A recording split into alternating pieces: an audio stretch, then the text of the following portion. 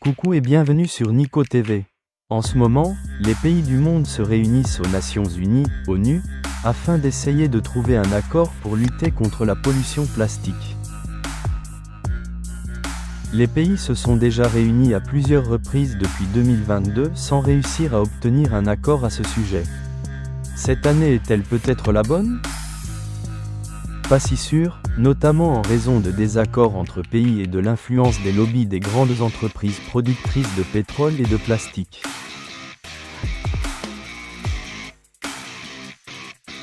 Pourquoi la situation est-elle urgente ? Parce que le monde entier croule sous le poids immense des déchets plastiques, que cela soit sur Terre, mais notamment dans les mers et océans du globe.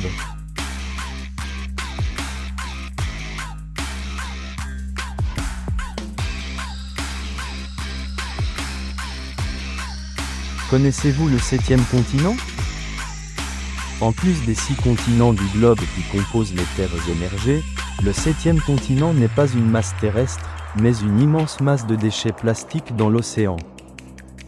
Situé dans l'océan Pacifique, entre le Japon et les États-Unis, cette masse de déchets plastiques s'étale sur une surface d'1,6 million de kilomètres carrés. Soit l'équivalent de 3 fois la taille de la France, rien que ça. Mais ce 7e continent n'est pas visible depuis les images satellites, car les déchets s'accumulent en dessous de la surface de l'océan. Composé de déchets plastiques de toute taille, des grosses bouteilles aux microparticules, cette masse de déchets ressemble à une immense soupe de plastique.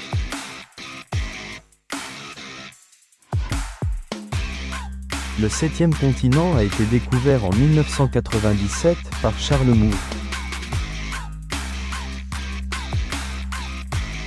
Alors qu'il était en expédition maritime, cet océanographe révèle l'existence d'une grande quantité de plastique dans l'océan et lance l'alerte auprès des scientifiques.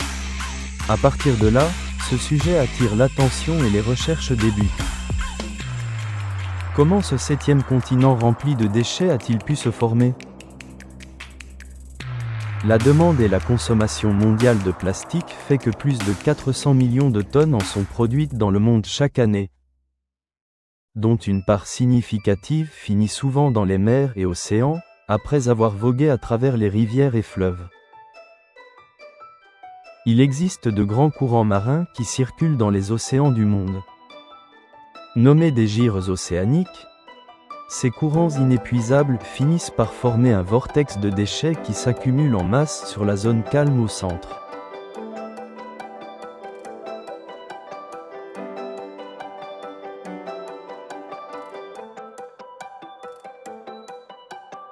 Le plastique n'étant pas un produit naturel, puisque dérivé du pétrole, il lui faut donc entre 500 et 1000 ans pour se dégrader dans la nature.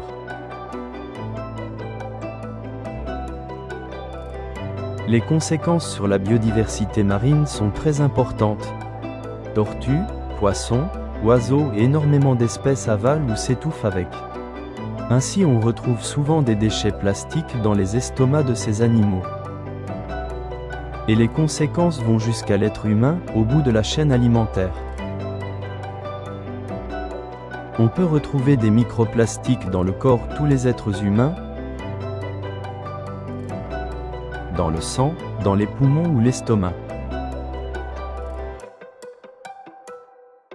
L'idée de récupérer et nettoyer ces déchets a-t-elle été mise en œuvre ? En réalité, les tentatives de récupérer les déchets avec des filets étaient nombreuses, mais se sont avérées largement insuffisantes face à la gigantesque masse de plastique.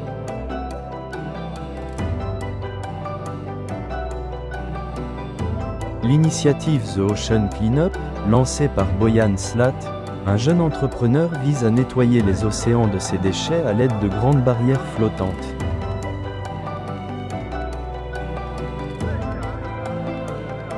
Bien qu'elle soit particulièrement louable, cette initiative serait non viable d'après certaines fondations dont Surfrider, face à la masse de déchets à collecter, D'autant qu'elle ôte le sentiment de culpabilité des industriels du plastique ainsi que le consommateur en les déresponsabilisant des problèmes que génère le plastique.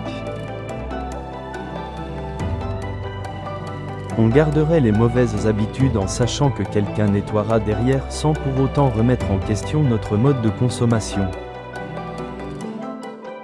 La solution pour la fondation Surfrider serait d'en finir avec le plastique. Mais cela semble inimaginable dans notre société de consommation, tournant au capitalisme et au productivisme, d'arrêter la production de plastique. Il ne faut pas oublier qu'une fois produit, le plastique est jeté dans 70% des cas après la première utilisation. Ce qui fait un nombre incalculable de déchets plastiques.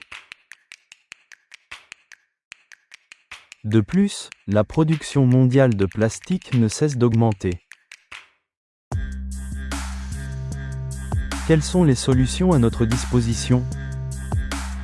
Réduire notre consommation de plastique et changer les modes de production. Évidemment, cela ne se fait pas en un claquement de doigts et c'est d'ailleurs pour cela que les pays peinent à s'accorder jusqu'à présent.